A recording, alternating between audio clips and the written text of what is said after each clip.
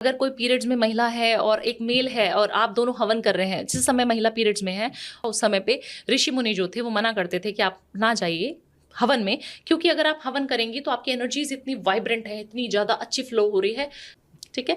तो उस समय पे आप सारे पुण्य ना ले लें, इसलिए जो है लड़कियों को वहां से बोला जाता था हटे। बट अब इसमें कितनी सच्चाई है या नहीं है वो मुझे थोड़ी स्टडी रिसर्च उसके ऊपर करनी पड़ेगी। बट मुझे तो लगता है कि जब भगवान का नाम जपना है तो कभी भी जप सकते हो। सिनेमन का पाउडर डालकर जब आप दीपक जलाना शुरू कर देंगे तो आप देखना प्रोस्पेरिटी वाइज कितनी ग्रोथ होनी शुरू हो जाएगी, मनी कितना आना शुरू हो जाएगा, क्योंकि शुक्र का ही कारक है दालचीनी का पाउडर।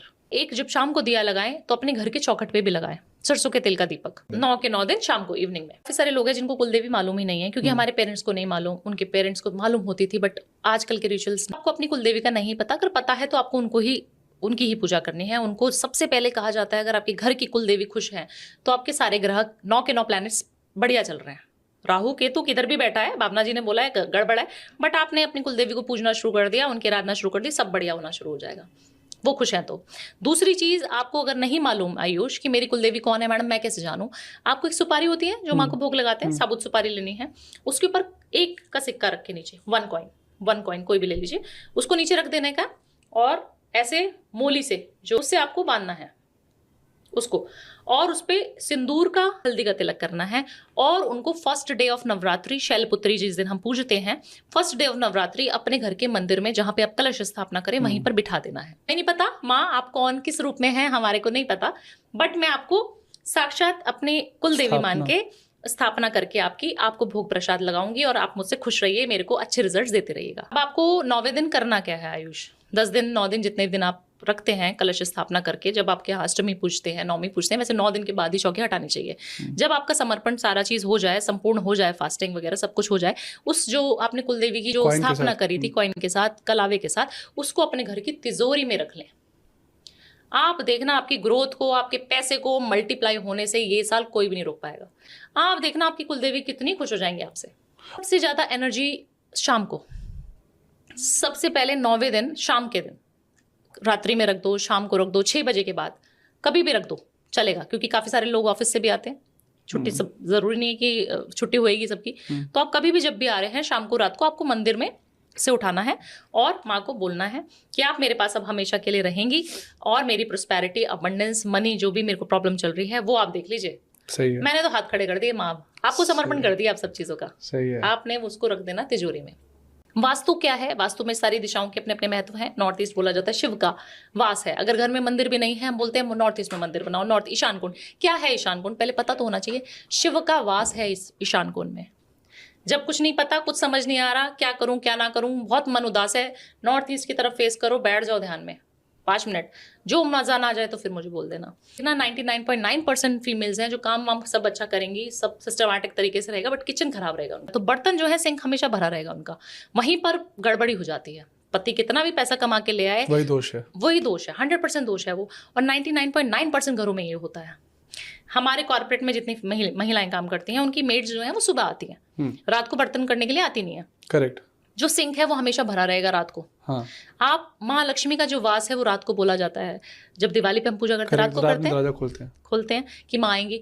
उस समय पे माँ आपके घर में एंटर करना चाह रही हैं, एनर्जीज, अच्छी एनर्जीज आना चाह रही हैं, और आप देख रही हैं कि बेटा बर्तन तो यहाँ पे पड़े हैं शुक्र के, जहां मेरा वास होना चाहिए वहां तो गंदे बर्तन, झूठे बर्तन पड़े, नॉनवेज के बर्तन पड़े हुए हैं, कैसे मैं आ जाऊं इस घर में। तो हमेशा अपने साउथ ईस्ट को, मतलब कि अपने किचन को साफ रखें। बर्तन कभी नहीं होने चाहिए, गैस चूल्हा साफ होना चाहिए, किचन बिल्कुल चमचमाता होना चाहिए।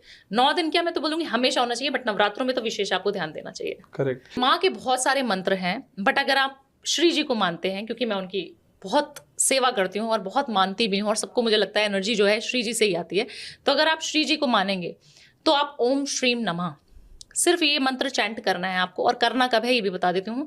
आपको इवनिंग के समय अपने घर की दहलीज पर एक फूल लेना है, थोड़ा सा गुलाब जल डालना है एक लोटे में, और एक लोटा लेना है पानी का, और उसके अंदर गुलाब का ही फूल होना चाहिए और गुलाब जल भी होना चाहिए। वो लिया, ओम श्रीम नमः करके अपने घर की दहलीज पर डाल दो आप। ये नवरात्रि करना है आपको। ये करने से आप देखना 9 दिन आपके घर के पैसे की बरकत में कितनी तेजी आ जाएगी। 9 दिन में पता लग जाएगा। इंस्टेंट रेमेडी है ये, इंस्टेंट मनी आएगी। कहीं से भी पैसा फंसा हुआ था सालों साल से, 9 दिन में आ जाए तो मुझे बोल दो, उसके रास्ते फोन आने शुरू हो जाएंगे आपको कि भाई अपने पैसे ले जाओ। क्या है? अटके हुए पैसे, अच्छा कि अटका हुआ पैसा क्या है, जब आपकी कैपिटल ही नहीं है, आपके पास पैसा नहीं है, तो आप उसको फ्लो नहीं कर पाएंगे। पहले दिन पे कौन सा कलर? व्हाइट कलर पहनना चाहिए, क्योंकि माँ शैलपुत्री का सबसे पहला दिन होता है, पर्वतों की रानी मानी जाती हैं। बिल्कुल। और न्यू बॉर्न बेबी की तरह जो स्किन होती है वो उनकी होती है उस समय पे, और आप बहुत पॉजिटिव होता है। तो आप अगर व्हाइट की शेड्स पहनेंगे तो बहुत अच्छा रहेगा। दूसरे दिन अगर आप पिंक कलर पहनेंगे तो बहुत अच्छा रहेगा। तीसरे दिन अगर आ जाते हैं येलो कलर अगर आप धारण करेंगे तो बहुत अच्छा रहेगा। चौथे दिन अगर आप रेड कलर पहनेंगे, फेमिनिन एनर्जी को और थोड़ा सा वाइब्रेंट कर देंगे, स्ट्रॉन्ग कर देंगे, तो आप चौथा कलर जब पहने तो रेड कलर पहने। उसके बाद आ जाते हैं तो वॉलेट कलर पहनना चाहिए पांचवें दिन आपको, क्योंकि उसकी तेज को थोड़ा सा हम और उग्र करते जा रहे हैं। तो आपको पांचवें दिन जब पहने तो आप वॉलेट कलर पहनेंगे तो बहुत अच्छा रहेगा, जिसको बैंगनी बोल सकते हैं, मैजेंटा कलर बोल सकते हैं। छठे दिन फिर से अगेन आपको कोई भी ऐसा कलर जो रिप्रेजेंट करता है व्हाइट के शेड को, वो अगर पहनेंगे ऑफ वाइट टाइप का, वो पहन सकते हैं। येलो पहन सकते हैं, ग्रेइश पहन सकते हैं, येलोइश ग्रेइश पहन सकते हैं, वो अच्छा रहेगा। सेवेंथ डे अगर आपको पहनना है तो कोई भी ऐसा कलर जो आपके ब्लू को रिप्रेजेंट करता है। समझ गया। ठीक है, माँ काली को जो हम देखते हैं ना, उनकी स्किन का कलर ब्लू रहता है, हाँ। तो उस कलर का अगर आप पहनेंगे तो बहुत अच्छा रहेगा। 8th डे आ जाते हैं तो अगर आपके पास कोई भी ऐसा कलर है जो पिंक का रिजेंबल करता है, बट डार्क पिंक होना चाहिए, क्योंकि वो 8वां दिन भी है और आप पूजा करने के लिए जा रहे हैं और आपका ब्रह्म स्थान खुला होना चाहिए। अच्छा। हमेशा मेक श्योर कि आप 8वें दिन और 9वें दिन, जब हम अष्टमी पूजन करते हैं, नौमी पूजन करते हैं, तो एनर्जीज का वाइब्रेशन का फ्लो हमारी नाभि से है, क्योंकि हमारा बॉडी का भी ब्रह्म स्थान है ना, वो हमारी नाभि है। तो जब वो ओपन रहेगी तो आपको सारी एनर्जीज अच्छी आएंगी। तो आप कोशिश करें कि मजेंटा कलर का इस्तेमाल करें तो बहुत बढ़िया है। अब आ जाते हैं 9वें दिन पे, तो ग्रीन कलर का इस्तेमाल 9वें दिन पे आपको करना चाहिए। आखिरी बिल्कुल हाँ, प्रोस्पेरिटी, अबंडेंस, मनी, कहते हैं खुशहाल हो गए हम, खुशी का जो प्रतीक है ग्रीन, करेक्ट, वो आप पहने तो। फीमेल्स को ना अपना वीनस स्ट्रॉन्ग अगर करना है तो फेथ करना बहुत ज्यादा जरूरी है, जो आजकल कहीं ना कहीं फीमेल्स में खत्म होता जा रहा है। शक जो होता है ना, वो कम करना चाहिए। जितना आप अपने पार्टनर पे फेथ करेंगी ना, उतना आपका बहुत सारे ग्रह हैं जो अच्छे हो जाते हैं।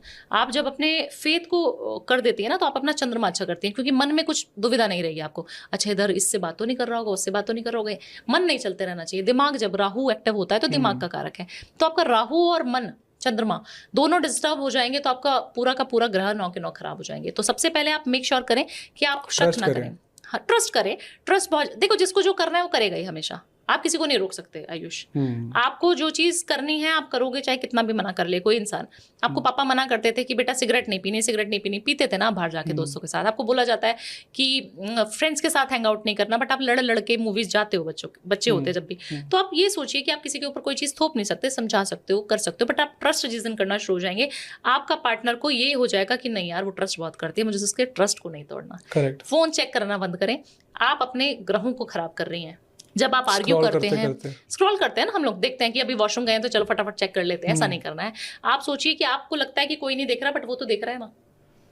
और आप कभी भी लड़ती हैं, तेज आवाज में बात करती हैं, चाहे वो आपका पार्टनर भी बोलता है आपको, बट अगर आपने बोल दिया ना, उसको पलट के जवाब दे दिया, तो आपका बुध खराब हो जाएगा। अगर आपका बुध खराब हो गया तो सारे के सारे ग्रह आपके खराब हो गए। सबसे बेस्ट चीज आपने अभी ये बताई है। हाँ, जितने मर्द इतने खुश होंगे ना।